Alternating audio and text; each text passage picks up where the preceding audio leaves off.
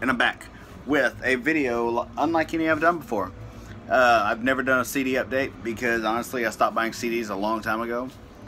But recently my Goodwill got a fuck ton of good shit in. So I figured fuck it, if it's gonna be on my shelf, might as well talk about it, right? Nothing new. Like, I think the newest album in this is from 2002. It goes all the way back to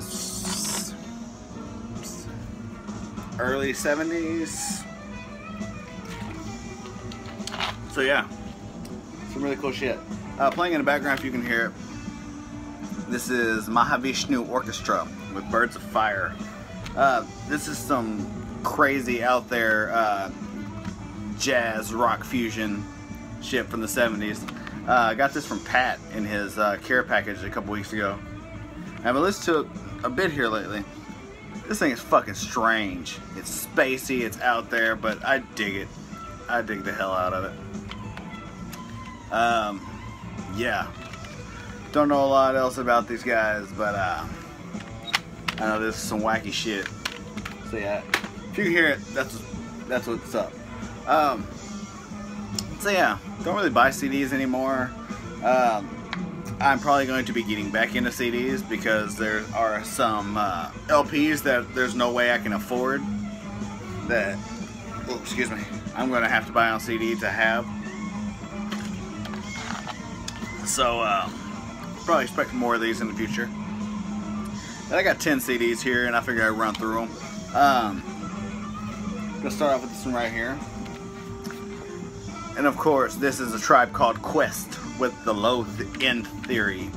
Almost said the Low Theory. This is a fucking classic hip-hop album. You cannot be a fan of hip-hop and not be a fan of the Low End Theory. This is Tribe's second album, released in 1991. Can you beat 90s hip-hop? I do not think so. No. Early 90s hip-hop is where it's at. The tracks, I mean, Bugging Out, which I first heard on Dave Mirra's BMX on PS2 in the early 2000s. First time I heard Tribe. I was a very young person, and yeah. But other than Bugging Out, I mean, Check the Rhyme, Scenario. There's not a bad fucking song on this album. I've been listening to this thing like fucking crazy. And missing Five Dog 100%. But Tribe, so fucking good. Like I said, classic hip hop album, had to have it. I will now be in search of the LP because I need that also. But yeah, Low End Theory, had to have it. Also picked up a week or so before that another one of my favorite hip hop albums of all time. This is Power in Numbers by Jurassic 5. If you know Jurassic 5, they were a group and they split up in the mid-2000s and they've gotten together a couple times since then, but this was released in 2002 and it is a fucking crushing album. Again, I played a lot of video games when I was a younger person. ATV Off-Road Fury 2 had What's Golden on the soundtrack, and that was my jam. Track 8 on this motherfucker. I love the look of that CD. I fucking adore this album. Remember his names though. Thin Line is a fucking jam. Freedom. I Am Somebody. This fucking album is so good. Charlie Tuna is one of my all-time favorite rappers, and his verse from What's Golden, I'm dead. I love it. Well, it's that verbal hermit monster, the word enhancer, sick of phony mobsters controlling the dance floor. Oh, so fucking good. I love Jurassic 5. Love this album. So fucking sick. What are the chances that two of my favorite hip-hop albums of all time come through my Goodwill that close together and nobody else picked them motherfuckers up? Crazy. Alright, next up is a complete departure from that. This is the third and final album, Pink Moon by Nick Drake. I don't know a ton about Nick Drake, his material anyway. I do know that this is a highly regarded album. for fans of a lot of different styles of music, especially in the folk followings. This album didn't sell very well when it was first released, but 2 years after its release, Nick Drake died. So he was only 26, and this album got a cult following after that. But yeah, this is a really weird album, but I fucking love it. I'm not gonna sit here and pick a song off this album, because the 2 times I've listened to it since I bought it, I've listened to it from track 1 to track 11 in that order, no skipping, no trying to pinpoint songs. This is an album that is to be experienced, not listened to. And if you don't know what that means just put the motherfucker on, sit back and chill. Or sit back and drive. Just put this fucking album on and let it go. That's how this album is best listened to. Like I said, not crazy familiar with his other albums. He only had 2 before this. I grabbed this for $1 because knew the name, knew the artwork, knew that this is a very heralded album, so I wanted to have it. But yeah, I'm not gonna pick a song off this. Just if you know Nick Drake, you know Nick Drake. If you don't, fucking look up. You can find a full stream of this here on YouTube. Just check it out. It's amazing stuff. Next up is a band that I knew nothing about when I picked it up. Still don't know much about them.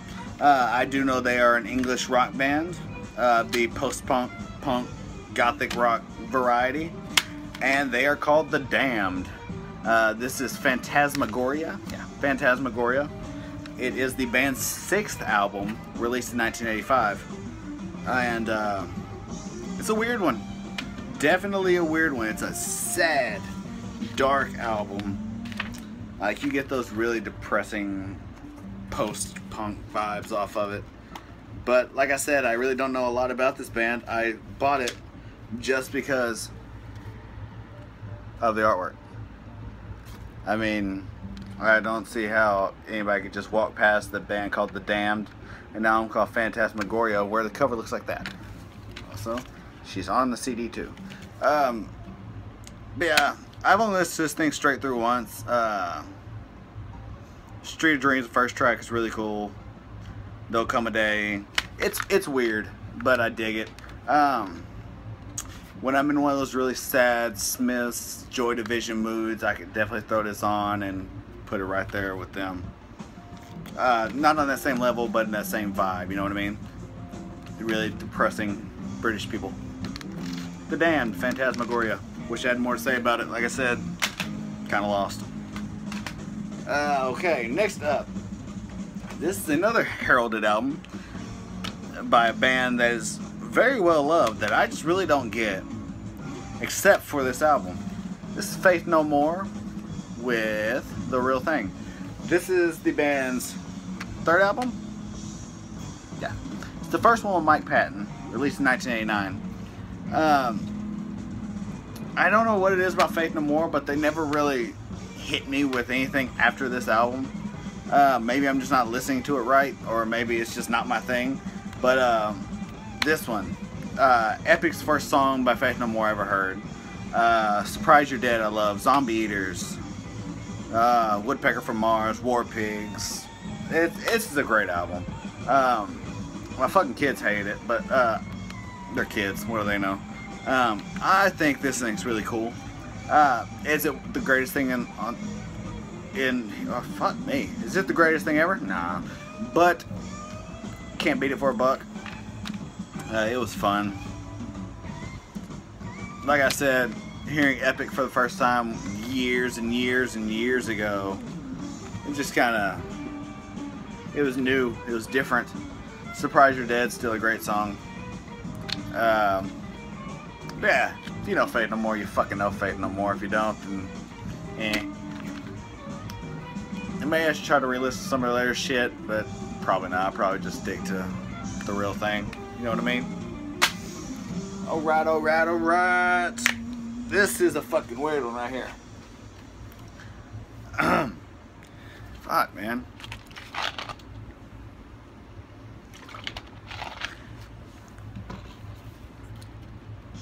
growing up, I watched a lot of westerns with my grandpa. Mostly John Wayne, but Clint and some other stuff. I don't know if I ever watched the Big Gun Down, but I do know the mastery of Ennio Morricone, the famed composer for so many spaghetti westerns. And I also know John Zorn. Did I ever think that the two would collide one day? No. This motherfucker came out in 1985. I don't know how I never fucking heard that John Zorn played the music of Ennio Morricone. This record album is called The Big Gun Down. And, yeah. Duck, you sucker. Once Upon a Time in the West. Once Upon a Time in America. The Burglars. Battle of Algiers. This fucking thing is so fucking weird. I mean, John Zorn is a weird fucking saxophonist anyway.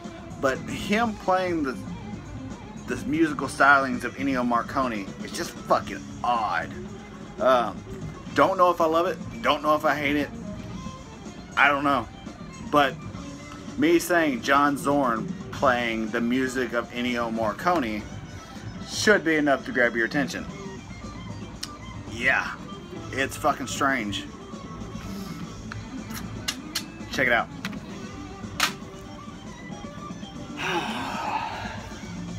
This next one, some of you might think I'm not metal enough anymore, but I have always had a soft spot for this band.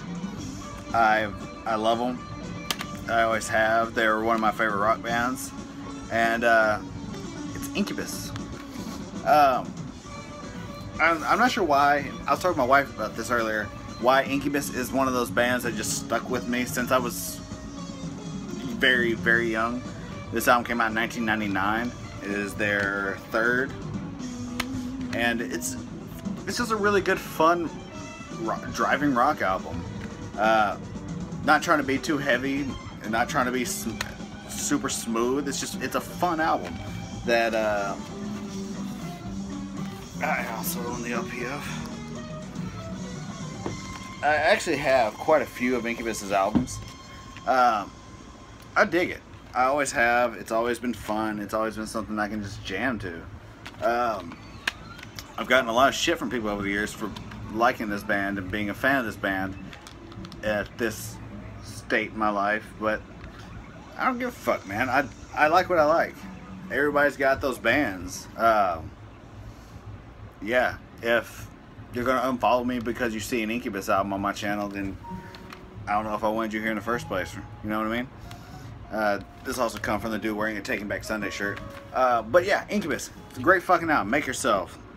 Privilege. Nowhere Fast. Stellar. Make Yourself. Pardon Me. Drive.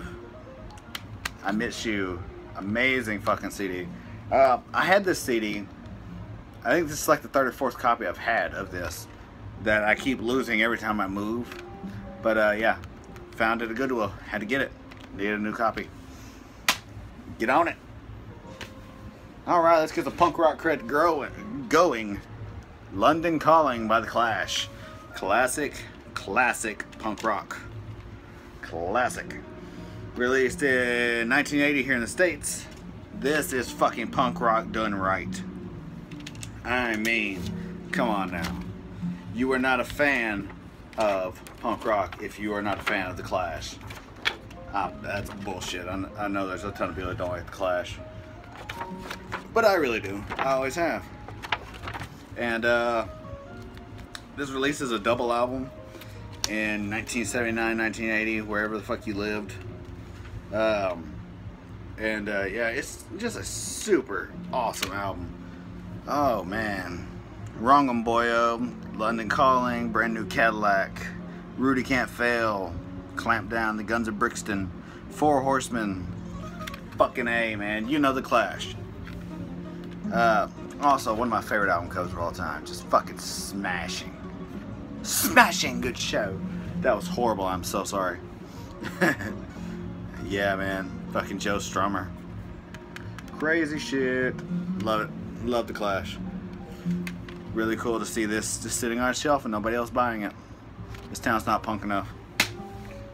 Alright, and speaking of punk, how about we talk about some of the forefathers of punk rock, the Stooges. This is their 1970 album, Funhouse. Classic album. Not my favorite, but definitely a classic. And one I am super stoked to have, because the fucking... Come on, man. Not a bad song on this motherfucker. But my favorite Stooges album, I think most people's favorite Stooges album, is the widely heralded Raw Power, which I also found. I mean, come on. Search and Destroy, Your Pretty Face is Going to Hell, the title track, I Need Somebody, Penetration. Fuck yes, this album. Don't get me wrong, Funhouse is a great fucking album. The 7 songs on this album are fucking fantastic, but Raw Power is just such a fucking dope album. Iggy Pop is a fucking psychopathic loose cannon, and I love him. Inception shit going on there. Weird. But yeah, pick up both of these. So fucking awesome. So stoked to have both of them. Yeah. If you can't deny that without Iggy and the Stooges, we wouldn't have the punk rock we have now. Definitely forerunners. It's sketchy, it's raw, it's powerful, it's so good. But yeah, that was my recent CD collection. And every time I go to Goodwill now, I seem to find something else. So I'm sure I'll have another one of these very soon.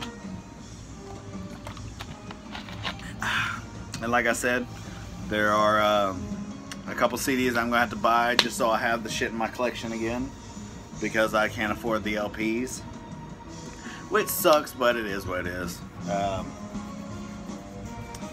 Yeah, I guess that's about it for this video. That was 10 CDs in about 17 minutes, so that's cool. All great shit. This will probably still be what's in my radio for the next week or year or decade. Gotta file all those away now. But yeah, again, in the background, that was the Mahavishnu Orchestra with Birds of Fire. We got 6 songs in, holy shit. So this song is called Hope. And it's only 1 minute and 55 seconds, so it's probably almost over. Thanks again, Pat, for this. I want to give a shout to Wordvert here on YouTube. He's an awesome dude. He's a dude I've seen commenting around, and kind of like Pat said, I didn't really realize he had a channel himself. But dude's fucking awesome, and he showed off some really, really weird shit in his CD update today. Like, he showed Crom, this thrashy power violence metal band from the mid 2000s, and he was showing off Samba. I don't think I've ever seen anybody put Crom and Samba in one video, and it was cool. And so yeah, Wordvert, awesome dude. I'll link him in the description. Be sure to check him out. And that's it for now. I'm going to go chill, do something. Boba Fett says goodbye. Alright, y'all. As always, thanks for watching. Thanks for subscribing. Tell your mom, tell your friends, tell somebody. I don't know. Thanks, y'all. Peace.